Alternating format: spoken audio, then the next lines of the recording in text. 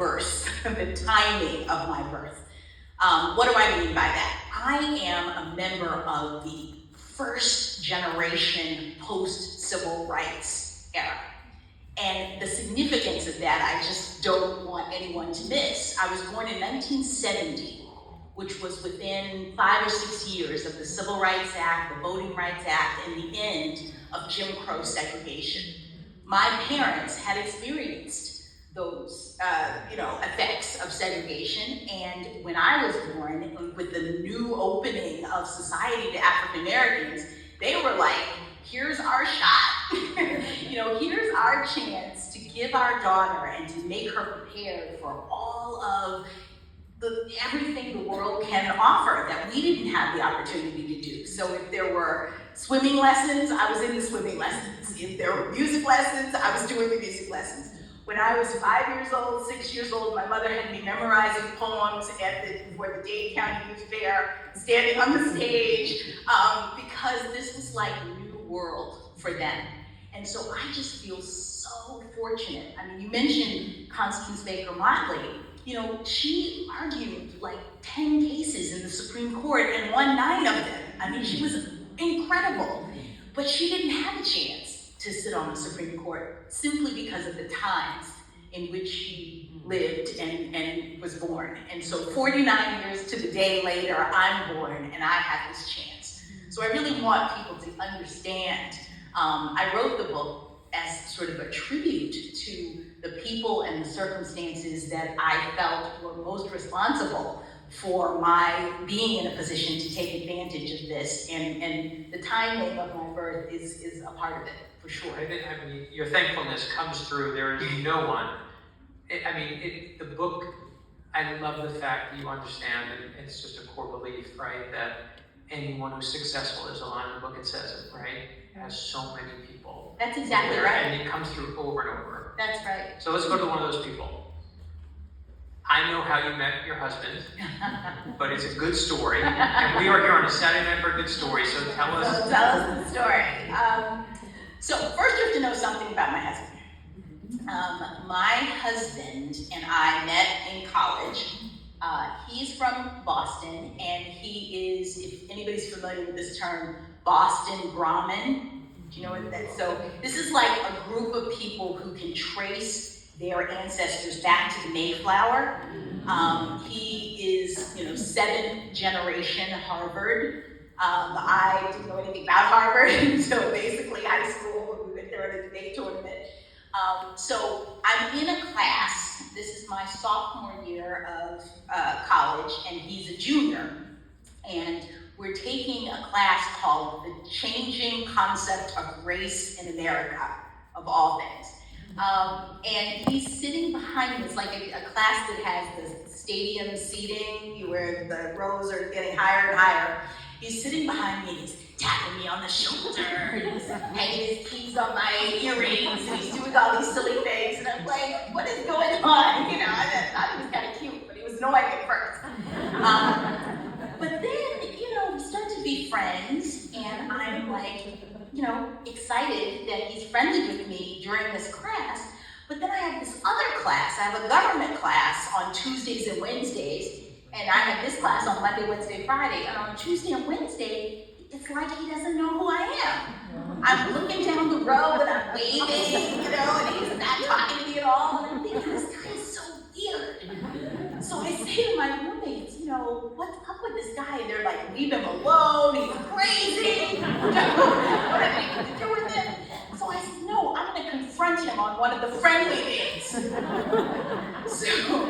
I get up my nerve and I go to him and I say, why don't you talk to me in our government class? And he said, I'm not taking a government class. And I said, yes, you are. Yes, you are. So then I said, no, I see you. And he says, oh, you must be talking about my twin brother. And he has an identical twin brother.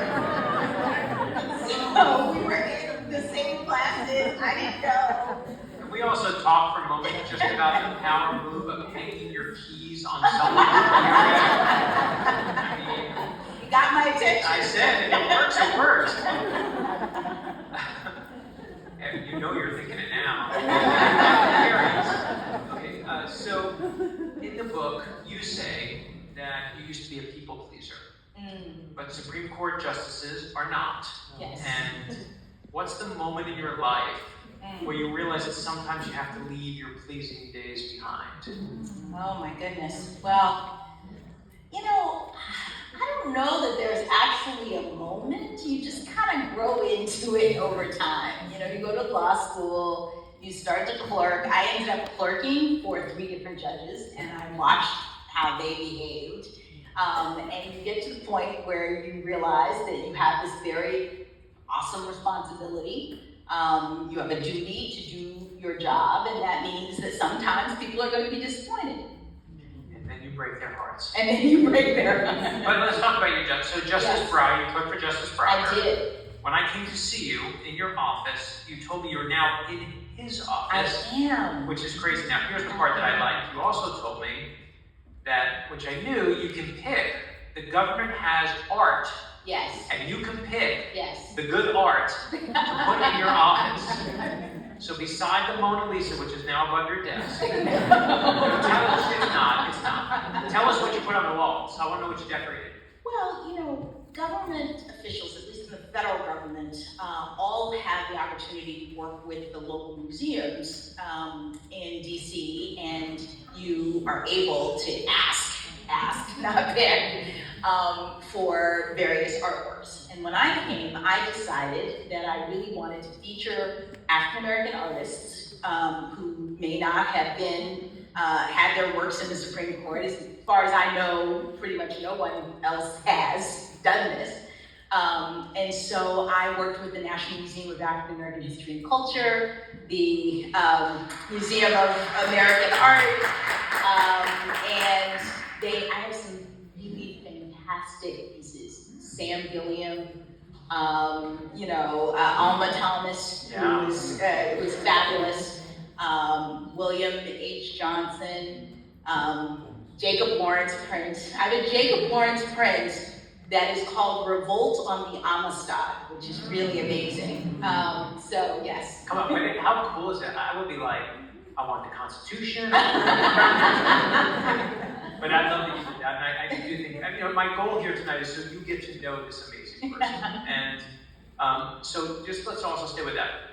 Justice Ruth Bader Ginsburg, yes, to many people's surprise, was really good friends with Justice Scalia. Mm-hmm. So everyone, I know what, right? And again, it surprises you. So tell us who your BFF is. Who's your best friend? Well, I've only been there for 2 years, so I haven't developed, BFF. Well, we know there are people we don't like. I know you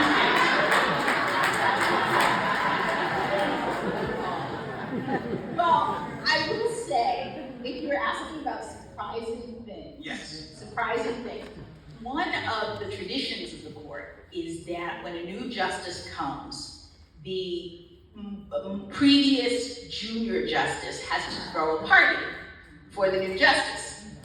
The previous junior justice was Justice Barrett. And that was the day I was there. You were going to the party. I was going to my party. Well, one thing they do is they figure out something that interests the person they're honoring, and they sort of do a themed party around that. So we didn't talk much about this, but I was a theater kid in college. I love theater, and especially musicals.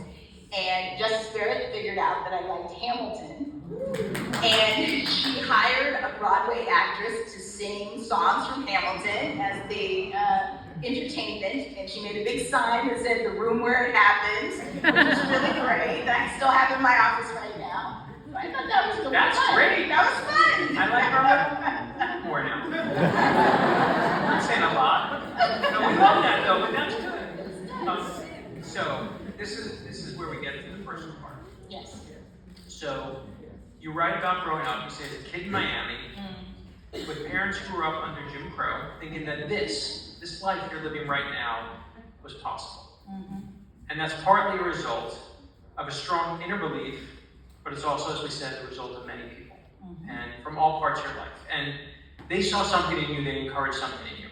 And I know one person at that early stage who saw something in you. Was this woman, Fran Berger. Fran Berger. And I'm going to tell everyone now how I know you. Yes. Is in debate when we were in 9th grade. Justice Jackson and I were both in this summer program, and my first debate coach was your first debate coach, even though we were at different high schools. And what is great about it is when you're in high school debate, you don't remember the names of people from other schools. Like on the internet, with the internet now, my daughter knows this person from this school and this person.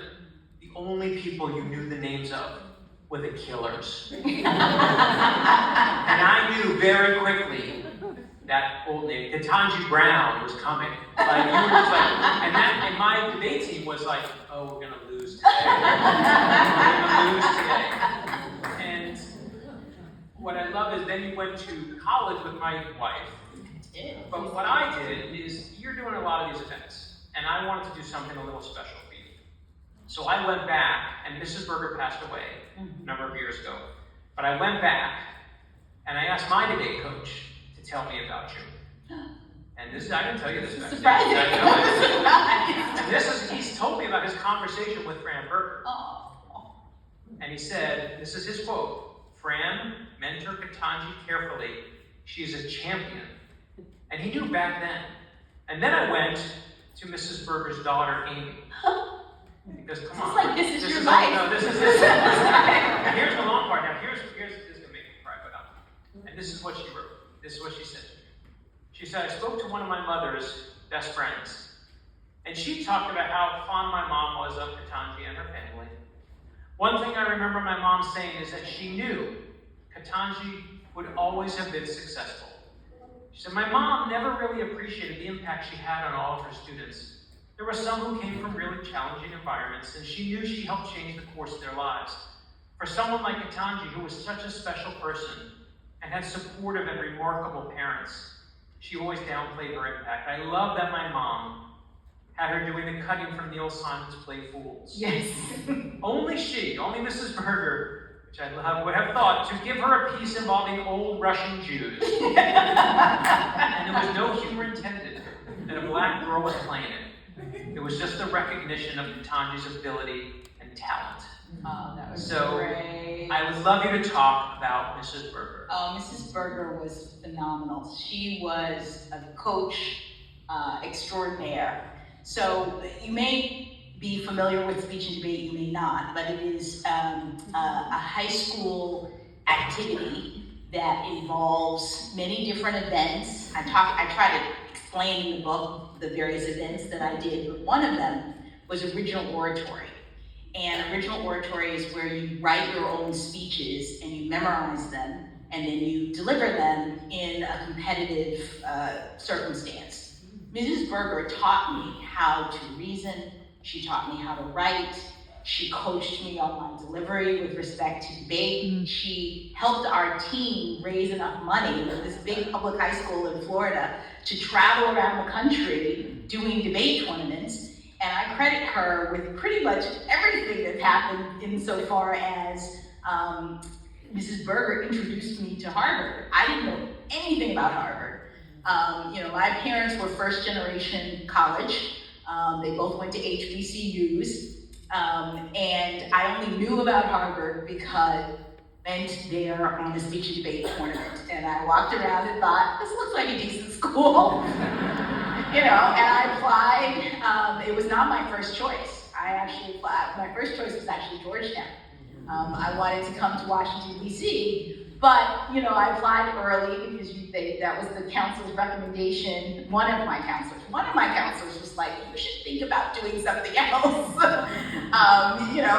Maybe not Harvard. But one of them said, well, if you're gonna apply early, which is what I did.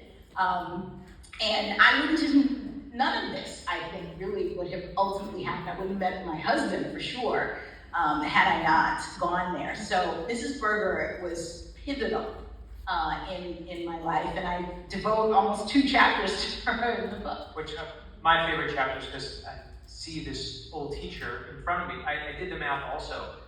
Mrs. Berger, when we were seniors, yes, Was 43 years. Harvard stories. Please. Okay.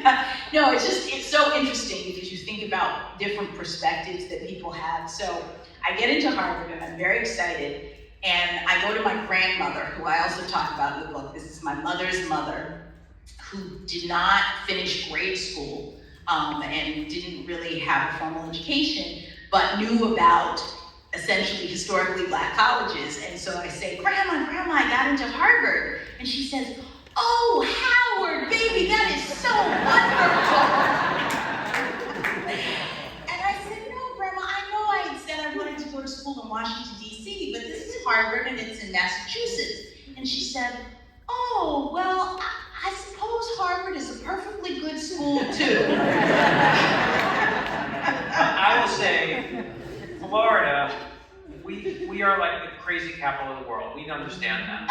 I love, and by the way, as Dave Barry says, the only reason Florida's so crazy is we take all of your crazy from all the other states and we have to deal with it. But I love the fact that I'm the first in my immediate family to go to a four-year college. Obviously, I'm first-generation parents. I love that 2 kids out of Miami get to sit in this beautiful place on this beautiful day. And I do believe you are, I know statistically, the most prolific justice when it comes to asking questions. Yes. And I need to say this in front of a lot of people. I believe that Mrs. Berger will be so friggin' proud of that. When we hear it, obviously we can't see it, we can hear it, but I just know that that's what the debate was all about. You were an OO, and I, with the team, and I know you did a lot of other events too, and you'll see in the book, those 2 chapters, you can see the formation of it all, right? It's presentation and and how to hold yourself. And I learned all those same things in debate. That's and right. I just love the fact that we keep going back. Okay, so next question is, in life, nothing's more powerful than an idea and a story. And I was just talking with a fellow author about how women and their ideas are erased from history, which to me makes your story even more important. Because people hear that story now. And I know you well enough to know that you don't sit around and say, it's me, I'm the first black woman on the Supreme Court, here I am making history. But tell me, what's the moment where it hit you that you were like, this is really history? Ooh, well, I have to say the point from nomination to confirmation was like such a pressure-filled haze, as I say in the book, because it went very, very quickly, and it was very intense. But I think the moment that hit me the most, first moment, was the day I was confirmed. I actually went to the White House for the roll call, and it was really overwhelming to watch the votes come in, and to be there with the President of the United States. It was very surreal. And then afterwards, right afterwards, the next day I did a speech on the White House lawn, and the Vice President and the President were there. And I remember the Vice President saying to me in particular, when you walk out there, just take it all in, because this is such an important event. And then I started getting so many letters and calls and the artifacts. In the book, I take a picture of one of my favorites, which was a crochet doll in my likeness that a woman had made, and I called her. Most everybody who sends a gift, I just write a note, but I wrote a note to her and then I called her because I was like, this is too incredible. Don't send a gift now, she's not ready. No, you cannot do that. And, she said, I just started it during your confirmation hearing, and I just was, praying for your success. I love that. Making this doll. And so it was just extraordinary. And I love also, you said in the book, and I've seen it, that doll also does, it's not just a doll. No. It talks. No, it talks. She wired it for sound, so that when you open its robe, it says the speech that I said on the White House lawn. If I had that, I would be zipping my robe and don't think it. Okay, we're gonna do a little speed round. Yes. Okay. Do you have any rituals for writing opinions? opinions, like same desk, same mug, same meals, you know, something you do before you sit down? Same clerks? No, I don't know. Yeah. I mean, Yeah. my clerks write the drafts, and But like anything you physically, like even like assess. Oh, yes. I have a standing desk, and the very last round of edits, I do a lot of editing of my opinions, but at the very last round of editing, I read it on paper, I print it out, and I stand at my standing desk, which actually allows me to see the Capitol. And it's really like That's epic. my closing ritual. Good ritual. Okay, we want to hear your 5 top people. Just name them. Don't tell us the moment with them. Oh. That'll tantalize. Oh. We want to be tantalized here. Okay. 5 people you've met, the best ones, famous people who have impressed you. The best one? Just good ones. Good ones. One's good ones. You have to impress everybody. Okay. Really good ones. Super famous. Super famous Angela Bassett. Good. Angela Bassett and her husband Courtney Vance. They're very cool. Who else? Super famous. Melinda Gates. Fantastic. Stephen Colbert. Very good. Stephen Colbert, very good. Who else? You can go 4. Oh, wait a minute. Wait. I'll think. Ava DuVernay. Oh, yeah. You mentioned her in the book. Yes, exactly. Kamala Harris. Yeah! Come on! Okay. Speed round, then we'll get to questions. Okay, then the audience question. What's the coolest thing you were ever given as a gift since you joined the fort? We heard about the dolls. So I'll say, or the coolest thing you wanted to steal or borrow from a really cool place you've been, and the White House counts. But some of you are like, oh, I want to, because I want to steal your doll. But I don't know. I'm not a thief. I'm showing too much money. It's not you have to take it, but you just have to borrow it.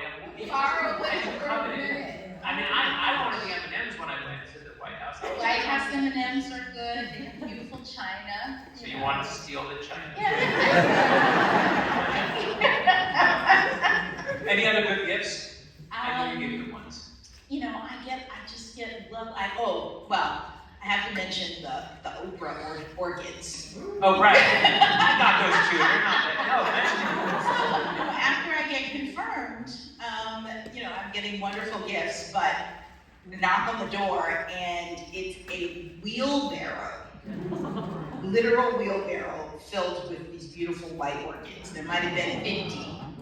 Wow. And the card says, "This is from Oprah Winfrey." And I was like, oh my God. That's it. That was a big gift. Okay. You can go back in time. You can tell yourself about one mistake you made. What's the mistake? And you can't say I wouldn't change anything because there's no butterfly effect in this imaginary universe. Oh. Well, And it could be a journey. You can even go back to high school. You can go back to it doesn't have to be there are many, many mistakes. Oh, I know. We all have. Well, I will tell you one. This is not going to be funny though, Brett. So. You can be serious. So one of the things I talk about in the book is the difficulties that my family had, my immediate family, with my daughter, my oldest daughter, who wasn't diagnosed with autism until she was in 7th grade. And when she was younger, it was a real struggle to try to figure out how to help her, to support her, to understand what was going on with her. And I think if I could go back, I would give myself a little bit more grace, and I would be reminded that children aren't little yous necessarily. Do you know what I mean? Like I had a certain model for parenting, which worked really well for me, which was my parents set very high expectations and told me, you can do it. My mother used to always say, has this thing been done before, Ketanji? And I'd say, yes, Mom. She's like, well, then you can do it too. That was the way in which I was raised. And I tried that same sort of parenting style, and it didn't work with my daughter in the same way. And so I think if I could go back, I would have a little bit more perspective around those parenting challenges. No, I appreciate that. That's great. That's the perfect answer. So, speaking of control, so, Yes. the beauty of fiction when you write fiction is you have complete control over the universe, right? You tell everyone, all your characters what to do, they all do it. What's the piece of control you want to exert on our real universe in today's political Oh, I don't climate? know that I can say that. That's the next question. Well, obviously, in my job, the most challenging thing is being one of a panel of judges. I was a trial court judge for the longest period of time in my career. I was 7.5, 8 years in a courtroom where I controlled everything. I was one judge. I got to write what I wanted to write. I got to say what I wanted to say. Appellate decision making is very challenging when you have to actually work with other judges and you're voting on the outcomes. So if I had control, I think it's... Okay, we're gonna go to audience questions. You ready for audience questions? You submit them? Yeah, are you ready for audience questions? Yeah. Okay, here we go. I got them. We're gonna go, and I have them right here. So, here we go. This is from a child in the audience who said, how do you unwind from an intense case? And tells you, I like grabbing a soda. Oh, grabbing a soda is good. Well, I do drink a lot of tea. A couple times a day. I hired a boxing trainer. Oh, that's good. And I think that's really helpful, actually. I think the present you're going to get from this audience is what to put on that punching bag. Okay, this is a question from Shakitha Jeffries, proud member of Alpha Kappa Alpha. How has your experience as the first Black woman on the Supreme Court influenced your perspective on judiciary and as a system as a whole? And what do you hope for the Supreme Court to be, both in terms of jurisprudence and representation? It's interesting because I talked a little bit about appellate decision making and having a panel of people, and I think it's actually quite helpful to have people who have different perspectives when you're talking about reaching a fair and just and correct judicial outcome. So being a Black woman on the court, I believe, contributes to the discussion because I have a perspective that is sometimes different than my colleagues. One of my favorite quotes is from Oliver Wendell Holmes, who said, "The life of the law is not logic, it is experience." And I believe that. And I've had different life experiences, in part because of who I am and the history that I bring and the history of my family. All of that is a part of me that I hope that I'm able to share as a part of our conversation on the court, just like the other justices have their backgrounds and histories. So I think absolutely my perspective is important, and being the first Black woman is important for that. Yeah. Sure. Okay. As a historical first on the court, what lessons have you learned from the prior first justices? Thanks, Elisa, for that. Oh, interesting. You mean like maybe from Justice Sotomayor, who was the first Latina? Well, she's really great. I wrote a book about her. Justice Sotomayor is fantastic. She gives me all the tips as to sort of what the court's practices are, and that's been very helpful. I don't know that it comes up so much that we sort of sit around and go, well, you're a first, I'm a first, and what tips do you have? The awesome club, we get jackets. But I spoke a little bit about the history before, and I say this often because I mean it. I recognize that I am the first Black woman on the Supreme Court, but I'm not the first Black woman who could have done this job. And that's significant. That you talk about the gratitude. It kind of brings me back to that. That's one of the reasons why I feel so fortunate, because I know know that, it's because of the timing that I'm able to do this. Yeah, that you repeat that in different ways. Yes. That's the thread I took from it. Every Yes. time you're appreciative. Yes. Okay. This one says, good evening. I came with my daughter, and I would like to know what is the most important thing the next generation needs to know. Oh, jeez. Just raise your daughter right now. Well, there are a lot of important things to know, but I guess I'd answer that by saying what I told my own daughters on the day of my investiture as a district court judge, my first judicial appointment. I gave a speech, and my daughters at that point were in middle school and maybe first year of high school. And I said something to the effect of, if you take anything away from my experience, I think you should do the following. You should work hard, be kind, have faith, and believe that anything is possible. And I think those values you'll see from my story in the book, are things that I try to live by and uphold, and that I credit for much of my success. I love that. I brought this with me. I didn't know if I was clear to get to it, but it's so on point. Yes. Those are the words. There's a story in there that blew me away in the book. And it's where you actually live just that. And I'll tell it. Yes. And you should tell it. It's your Yes. story. But it's when your daughter Yes. finds out there's an opening on the Supreme Court. Oh my gosh. And basically is like, Mom, you should. Yes. But wait, here's the thing. She's like, and I actually, it's the one story I brought with me. Yes. I love this story. And you said, right, and I want to read the quote because it's so good. Is you were amused, also touched by it, and you explained that the position of a justice was not the sort of job one can apply for. That's true. And she said, what do you mean? And you said, well, sweetheart, you have to be lucky enough for the president to find you among the thousands of qualified lawyers. There's no application. The president just figures out who you are and the work you've done and then decides to nominate you. That's right. And she says, well, if President Obama has to find you, I'm going to what? I'm going to write him a letter and tell him who you are. And she did. She walked right out of the room. She absolutely did.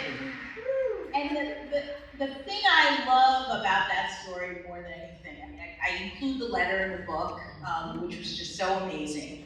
But it was, as a mom who had worked very hard in my career and at times felt like I wasn't giving enough to my daughters in the balance, I was just blown away that my daughter would endorse me. Wait, not just endorse it. Let me read the letter. Let me read the letter. Dear Mr. President, this is the actual letter. This is the letter that your daughter wrote. While you are considering judges to fill Justice Scalia's seat on the Supreme Court, I would like to add my mother, Ketanji Brown Jackson of the District Court, to the list. I, her daughter, Layla Jackson, of 11 years old, strongly believe she would be an excellent fit for the position. Oh my God. Yes! Yes! And ends the letter with, thank you for listening. Yes! And she went. She goes on in the letter to tell some more things about me that she liked.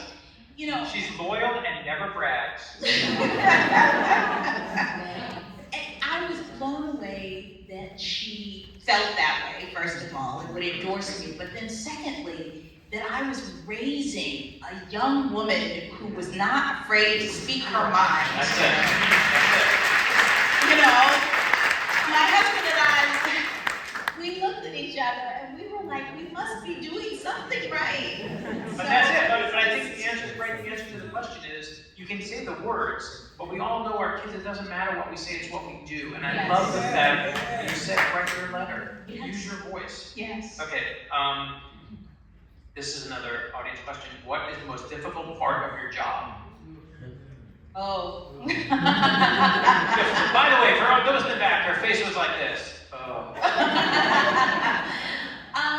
No, my job is very challenging. I think I touched on it because it's very hard to go from a judicial environment where you're used to making your own decisions to one in which you have to engage and convince and persuade or not. That's very challenging. Yeah. Okay, so as we're wrapping up, despite your confidence early on that you wanted to study law, become a judge one day, your own path in the law was not arrow straight. That's right. So what advice do you have for people? Because I think we all look at it and we're like, oh, look at this book. It's a perfect thing. You thought about this judge, you became a judge, and then my parents told this, and I sat and watched my dad study law school, and then I went to Harvard, and then here we are today in Baltimore. And it looks really easy. But what I know about you all these years is, again, it's not arrow straight. So can you tell people about charting their own paths and your best advice for it? Or maybe even just tell them about how it's not that way. Well, I mean, I hope from the book you will see that there are lots of detours, there are setbacks. No one's life, develops just in a straight and easy path. And that's the part about hard work that I think is so important. Because anything, I think, that is worth doing or that you end up being successful at takes work. And so for the young people, the question is, what are you willing to work for? That's how you figure out what it is that you want to do in your life, because it's going to take effort. And so now the question is, what do I want to put that effort into? And for me, I just was fortunate in the sense that I got introduced to law very early, had this dream, was poured into by people like my parents and Mrs. Berger and the justices and judges for whom I clerked and my employers, and people always really just taking time to train me and mentor me. And then I was prepared, I felt, for the call of history when it came. But it took a lot of hard work. Yeah. So I hope people see that in the book as well. You're gonna love this book, by the way. I love that you all have copies. We ruined like not even all the good parts. You're gonna have some. Okay, last two questions. There's an idea among writers that a book is not really written until it's read. That a writer intends one thing, but unlike a movie where you can kind of see the things right in front of you, in a book, there's so much a reader processes in their own imagination. So what's the reaction you've been getting? Because the book is out now. It's living in the world. What's the reaction you've been getting that you didn't expect? Well, I have to tell you, for me, the reactions of people who've read the book is better than meeting Angela Bassett. It really is. I mean, I'm getting to meet all of these wonderful people, but, when people tell me that I read the book and I took something from it and I really liked it and I, so fascinated by this historical tidbit or this story or whatever, it's just extraordinary. Because you spend all this time. I started writing this book almost a little over 2 years ago, right after the confirmation. And so it's taken that long to come into the world. And I'm just so grateful for all the people who have taken the time to read it and who enjoy it. Yeah, okay, so now last question, okay? The New York Times just asked you. Yes. You're organizing a literary dinner party. Oh. Which 3 writers, dead or alive, did you invite? And you said Heather McGee. Yes. Tuco Wande and Brad Meltzer. Come on, people! That's such a good question. Oh, I did not see that coming at all. So surprised. Here you go. This is what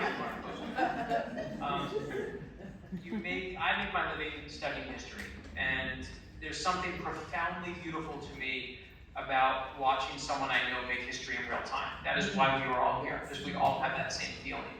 And what I love is you are so appreciative of so many people. But I want to agree with Mrs. Berger, and this isn't even a question, but this is the finale, so to speak. We always knew it.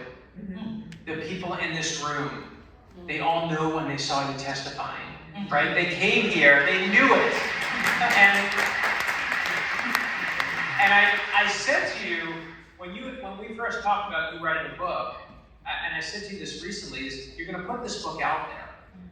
And you've been putting your whole life, you've been, like you said, just putting into that piggy bank of kindness and generosity that you've been putting there. And I just hope you realize, as we finish here tonight, all the love that comes back from you out of this room for all these people who just care for you and are rooting for you and cheering for you and praying for you. And I hope you feel all that's come back. I do. I'll tell you, I appreciate that, but it's true. It is true.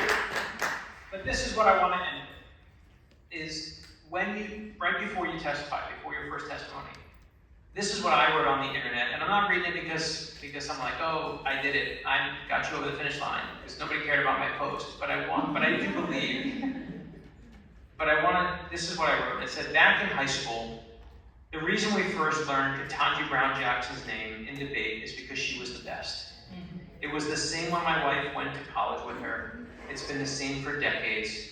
You'll see as she testifies today, she is made of excellence. And I need you to know, and I know you know it, but from all these people, you are made of excellence, and we are so thankful to have you here with us tonight. Thank you for writing the book and sharing. Can we hear it?